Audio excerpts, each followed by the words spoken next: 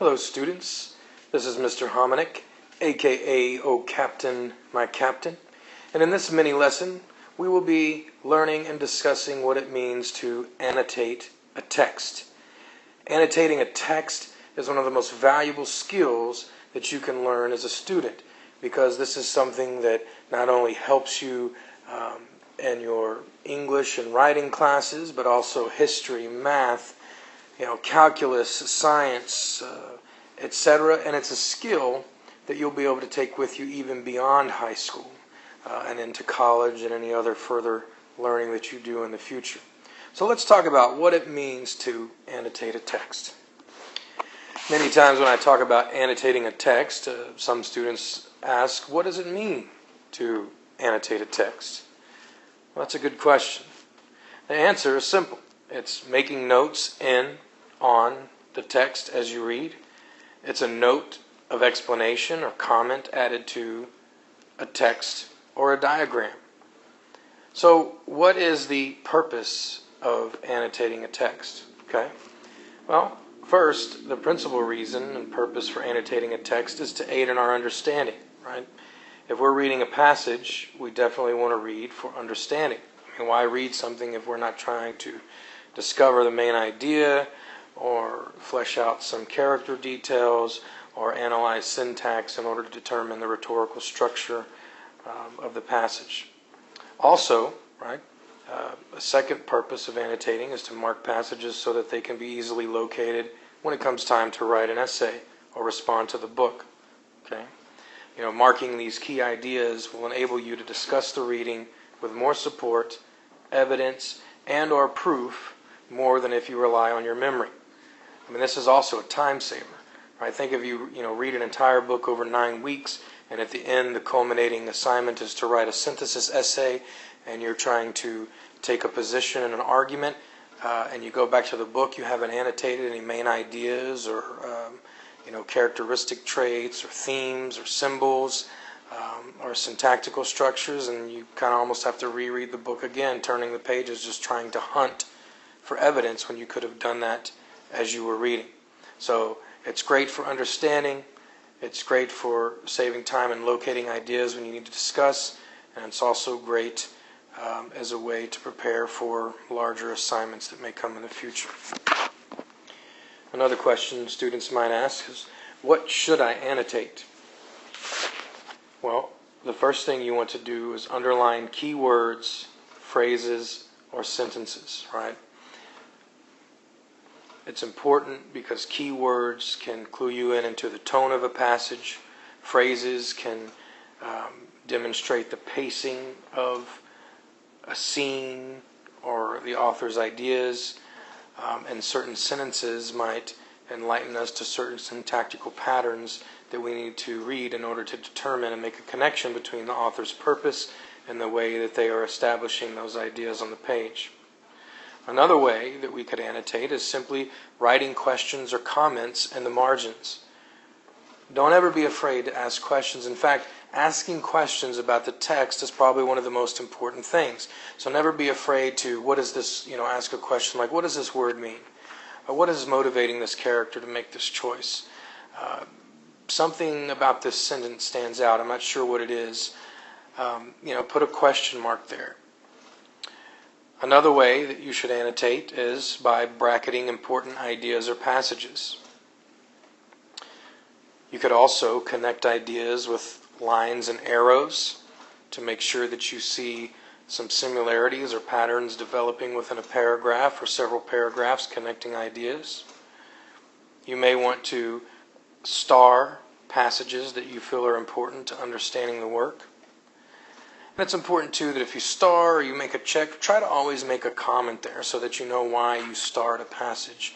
Because sometimes if you go back a week later or even 2 days later and you look at that starred passage, you may, what did I mark that for? So sometimes, always try to make a comment when you mark a passage. And finally, another way that you should annotate is to box or underline words that are unfamiliar, and then define those unfamiliar words. I can't stress this enough, and I'll say it again before this lesson is up. If you encounter a word that you do not know, underline it or circle it, and then when you're done reading that section, go back, look up the definition. You have these wonderful things that you're holding in your hand or that are in your pocket called cell phones or personal mobile devices. You can simply just type in the word into Google and it'll give you the definition. It doesn't take a lot of time, but it's important. Right? Research shows that the best way to learn new words and vocabulary and make them a part of your understanding and everyday vocabulary that you use is to, when you're reading something in context, to learn what that word means, because then it becomes meaningful to you. It's not just some random vocabulary word that you're given to memorize for no reason. So again, I cannot stress enough, define unfamiliar words. So now that we've looked at some of the more general things that we should annotate and how to annotate them, another question I get sometimes from students is, what are more specific items that I should annotate? So the answer to that would be character description. Right? What motivates a character? What do they say to other characters that tells us something about who they are? What actions do they perform that tell us something about their mental state or their motivations? Also, we should annotate literary elements, right? Symbolism, theme, foreshadowing, etc. We should underline unfamiliar words, right? Notice how this item is mentioned twice again. Very important. Make sure that you define them. We could also annotate figurative language, such as similes, metaphors, personification, etc. And it's important to kind of determine with those types of figurative language, what are the associations, right? What are the values, the principles, the beliefs, the ideas that are associated with certain similes, metaphors, personification, etc. Another important thing that we should be looking for to annotate would be rhetorical strategies, right? The Aristotelian appeals, right? Ethos, pathos, logos, tone, shifts in tone, syntax, asyndeton, polysyndeton, allusions, pacing, imagery, and again, associations, right? And then finally, some more specific things that we should annotate would be the diction, right? Such as effective or unusual word choices. Why do certain words stand out? Why do certain words work as opposed to others? Formal language, right? Where does the text become more formal and the register of the tone and the language that the characters or the speaker is using? Where is it informal language? How does this play to the audience? How does it make the audience respond to the speaker or the writer? And then finally, jargon, right? Any kind of specialized language that's specific to a type of trade or profession or hobby. So to get into more specifics on how do I annotate a text, right? We kind of looked at those at a bird's eye view. Now let's get a little bit closer to the text and how we can annotate the text using certain types of skills and symbols. So the first thing you could do, right, highlighting or underlining, right? Very simple. This stands out from the page and allows you to scan a page quickly for information. Just be careful not to mark too much, because if everything is marked, nothing becomes important, and then you still have to hunt for the passage or the word that you're looking for. Right? Another method that we could use is brackets, right? Using brackets. And this is great when there are several lines that seem important and you can place a bracket around the passage. Then you could highlight or underline only key phrases within the bracketed area. So you can use those two in combination.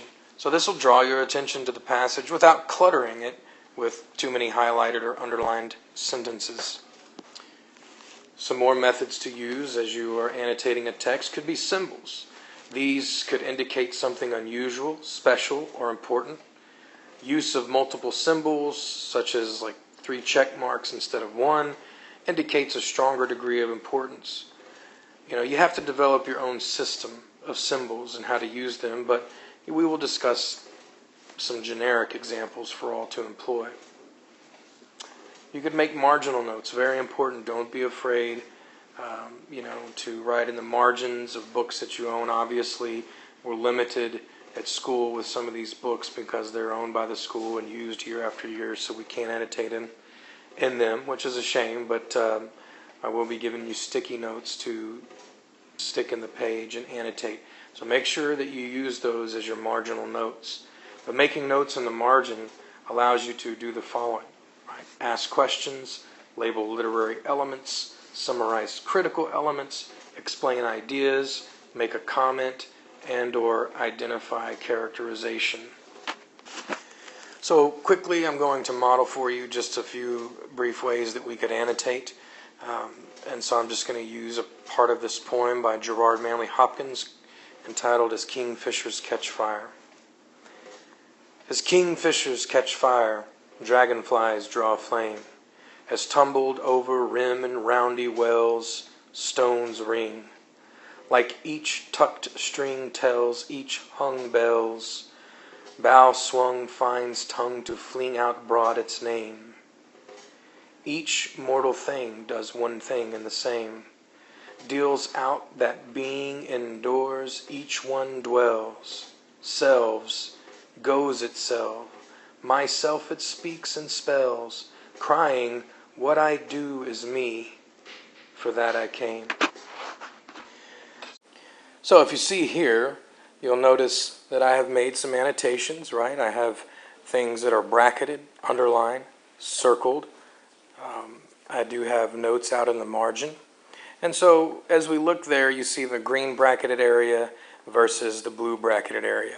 And that's kind of on the global level, right? I underline that because I see a difference. On the first half with the green bracketed section, the poet is describing things as he sees them, the actions that seem to be inherent to these things, the kingfisher, the dragonfly, stones, the bell.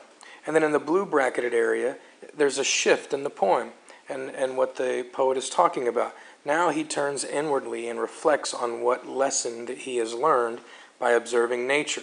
So that's why I bracket those different. And I identify the catch, the kingfishers catch fire, dragonflies draw flame. That seems to be a bit of figurative language that brings in quite a bit of imagery that seems to be pretty powerful. A kingfisher is a bird that on top, its head and upper body and upper wings is this beautiful deep blue. But when it takes flight, underneath its wings and underside, its belly and breast, is this brilliant bright orange color, right? So he's describing the action and beauty of this bird. Right? Think of the translucent wings of a dragonfly as it flutters and catches the light and reflects what looks like to be possibly a flame. So then I underline a few things. Each mortal thing does one thing and the same, and what I do is me. So it seems that the poem is about each of us have something inherent in us that makes us who we are, and it's our actions that make us who we are. What I do is me. And for that I came, that ending refrain seems to lend itself to the theme of purpose. Right? Each thing has a purpose. So I'll stop there. I don't want to go too long on this. I could go for a while, but this is just an example of how we could annotate a text. So if you look at the packet that I just gave you, you'll see this list of what's appropriate for annotations, what is and is not. Also, you see here the practice that we'll do as soon as the video is over. So get out your packet, look over what annotation is and is not, and get out this practice sheet and read the directions and begin to work on it. So, right, one does not simply read a text and not annotate. Every time you read a text, annotate. Right? Whenever I say ABA, I want you to say always be annotating. ABA, always be annotating. And guess what? If you do that, you're going to be awesome at annotating, and it's going to be a great skill that you're going to be able to use, not just here at Southside, but even when you get out of high school and you get into college or trade school, you're going to be a winner.